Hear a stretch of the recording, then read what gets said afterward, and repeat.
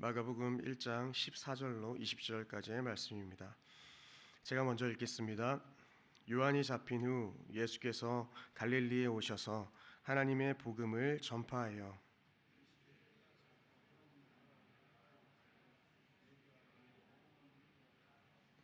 갈릴리 해변으로 지나가시다가 시몬과 그 형제 안드레가 바다에 그물을 던지는 것을 보시니 그들은 어부라.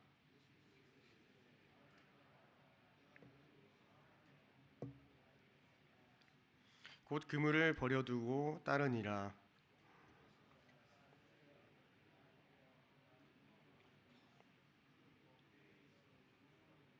함께 읽겠습니다. 곧 부르시니 그 아버지 세베대를 품꾼들과 함께 배에 버려두고 예수를 따라가니라. 아멘. 예수께서는 본격적으로 공생애를 시작하신 그 때가 있었습니다. 그때는 14절과 같이 요한이 잡힌 후였습니다. 14절을 보시면 요한이 잡힌 후 예수께서 갈릴리에 오셔서 하나님의 복음을 전파하셨다라고 기록하고 있습니다. 세례 요한은 그리스도의 오심을 예비하는 선구자였습니다. 그러니 그의 사역이 완수된 후에 그리스도께서 사역이 시작되는 것은 어떻게 보면 당연해 보이기도 합니다. 요한이 잡힌 후라는 것은 이 세례 요한이 투옥되었다는 것이고, 그리고 이것은 사실상 그의 사역이 마감되었음을 보여주는 것입니다. 이렇듯 하나님은 때에 맞추어서 모든 일을 행하십니다. 성경을 보십시오.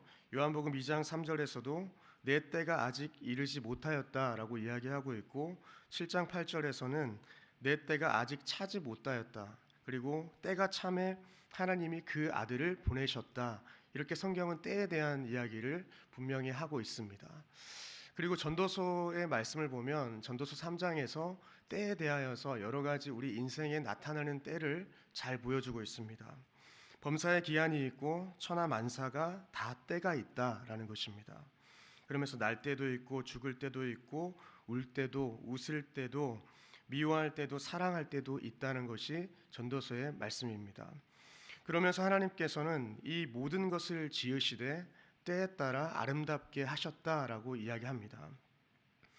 이렇게 모든 일에는 다 때가 있는 것이죠. 그리고 이후 15절을 보시면 이 예수님께서 선포하신 첫 번째 메시지가 등장합니다. 15절을 보시면 이르시되 때가 찼고 하나님의 나라가 가까이 왔으니 회개하고 복음을 믿으라 하시니라. 여러분, 주님께서는 공생의 사역 기간 동안에 참으로 많은 가르침들을 주셨습니다. 그런데 그러한 말씀 중에서 주님께서 가장 먼저 하신 말씀이 무엇이었습니까? 회개하라, 복음을 믿으라 라는 것입니다. 이것이 그만큼 중요하다는 것입니다. 이것이 가장 시급한 과제이죠. 인생에서 구원의 문제보다 더 시급한 것은 없을 것입니다. 그럼에도 많은 사람들은 그 일을 나중으로 미루는 것이 보통입니다. 무엇이 중요한지를 전혀 모른 채 자신의 귀를 막고 자신의 길을 걸어가고 있다는 것입니다. 그러나 저희들은 이 유일한 구원의 길을 알고 있기 때문에 예수님을 믿고 그분을 따라서 제자로 살아가려는 노력을 해야 한다는 것이죠. 특별히 우리가 기억할 것은 지금이 구원의 때이고 또한 은혜 받을 때라는 그런 확신이 있어야 한다라는 것입니다. 고린도후서 6장 2절에 보시면 보라 지금은 은혜 받을 만한 때요 보라 지금은 구원의 날이다 라는 것이죠.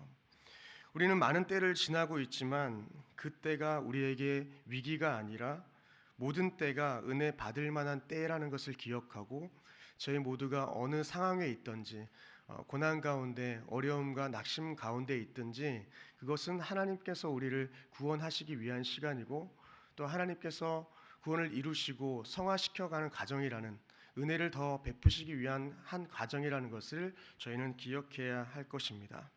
특별히 오늘 본문은 우리에게 여러 가지 깨닫게 하시는 말씀이 있는데 특별히 제자로 부르신 자들이 어떠한 자로 살아가야 하는지 한번 살펴보도록 하겠습니다. 먼저는 제자로 부르신 자는 자기 일에 충성된 자여야 한다라는 것입니다. 주님께서 처음 부르신 제자는 베드로와 안드레 그리고 야고보, 요한이었습니다. 주님께서는 베드로와 안드레가 바다에 그물을 던지고 있을 때, 그리고 야고보와 요한이 그물을 깁고 있을 때 그들을 부르셨습니다. 그런데 여기서 중요한 것은 그들이 할 일이 없어서 놀고 있을 때, 그들이 한가히 있을 때 부르신 것이 아니라는 겁니다. 그들은 자신의 일에 몰두하고 열심히 있었습니다. 게으름을 피우지도 않았습니다. 이렇듯 주님께서는 할 일이 없는 자를 부르시지 않고 자기의 일에 최선을 다하는 자를, 그 사람을 부르신다라는 것입니다. 하나님은 자기 일에 충성된 자를 찾으시는 줄 믿습니다. 그런 사람을 기뻐하십니다.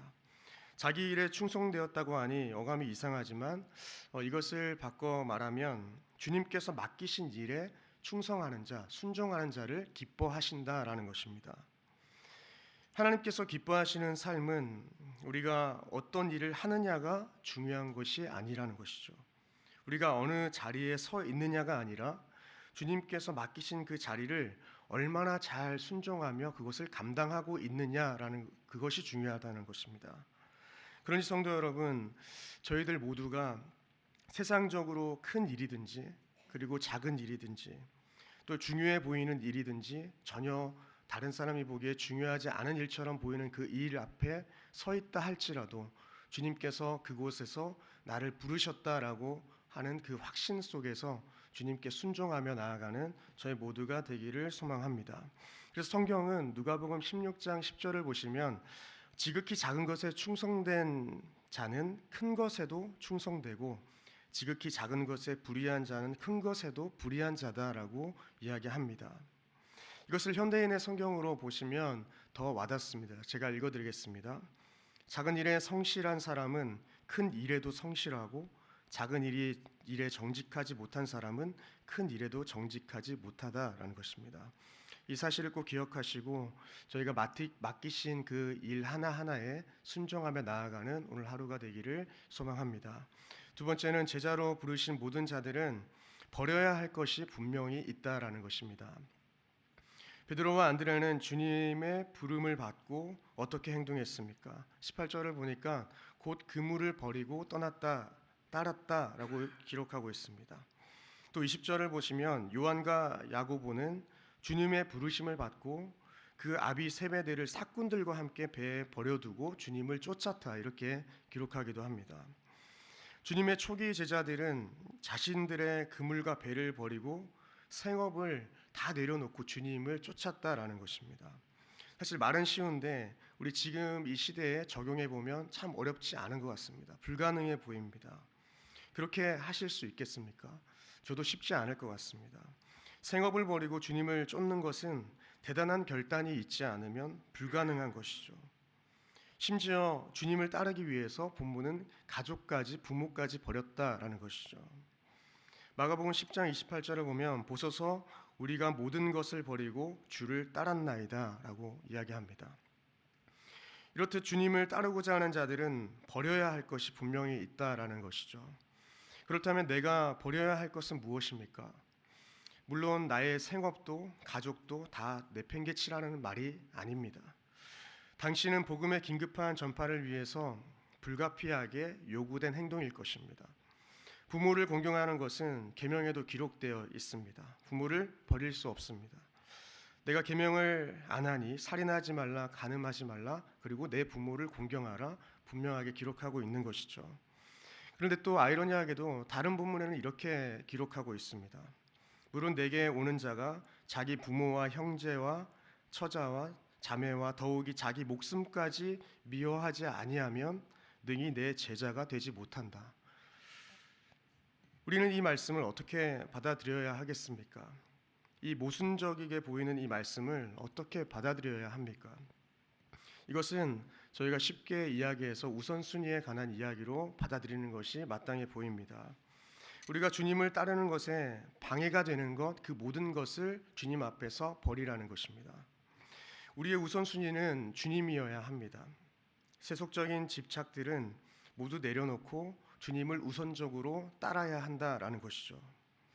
누가복음 14장 33절을 보시면 이와 같이 너희 중에 누구든지 자기의 모든 소유를 버리지 아니하면 능히 내 제자가 되지 못한다라는 것이죠. 그렇다면 저희들은 무엇을 버려야 하겠습니까? 무엇을 붙잡으시겠습니까? 하나님보다 더 소중하게 여겼던 그 모든 것을 우리는 버려두고 나의 그물을 버려두고 주님을 먼저 따르는 저와 여러분들의 삶이 되기를 간절히 소망합니다. 마지막으로는 제자로 부르신 모든 자들에게는 신속히 우리가 반응해야 할 의무가 있다라는 것입니다. 18절에 곧 그물을 버려두고 따랐다. 20절을 보시니까 곧 부르시니 그 아버지 세베대를 품꾼들과 함께 배에 버려두고 예수를 따랐다라는 것이죠. 이렇듯 주님을 따르고자 하는 모든 자들은 주님 앞에서 신속히 반응해야 한다라는 것입니다. 주님의 부르심 앞에서 주저하거나 망설일 수 없다라는 것이죠. 저와 여러분들이 즉각적으로 주님 앞에 반응하는 하루가 되기를 소망합니다. 저희가 두 마음을 품지 않고 한 마음으로 신속히 주님 앞에 나아가야 한다는 것이죠. 그래서 시편 기자는 119편 60절에서 이렇게 고백했습니다. 주의 계명들을 지키기에 신속히 하고 지체하지 아니하였나이다라는 것이죠. 본문의 시편 기자는 주님의 계명을 그 말씀을 지키기 위하여서 지체하지 않았다고 고백하고 있습니다. 이 고백이 오늘 하루 저와 여러분들의 고백이 되기를 간절히 소망합니다. 말씀을 맺겠습니다. 저희 모두는 주님의 자녀로서의 합당한 삶을 살아가야 하는 줄 믿습니다. 원하기는 주님 맡기신 그 일에 충성하면서 저희가 오늘 하루 주님보다 앞서는 모든 것들을 다 버리고 주님의 말씀에 신속히 반응하여서 제자로서 합당한 또 자녀로서 합당한 삶을 살아내는 저와 여러분들 되시기를 주님의 이름으로 축원드립니다. 기도하시겠습니다.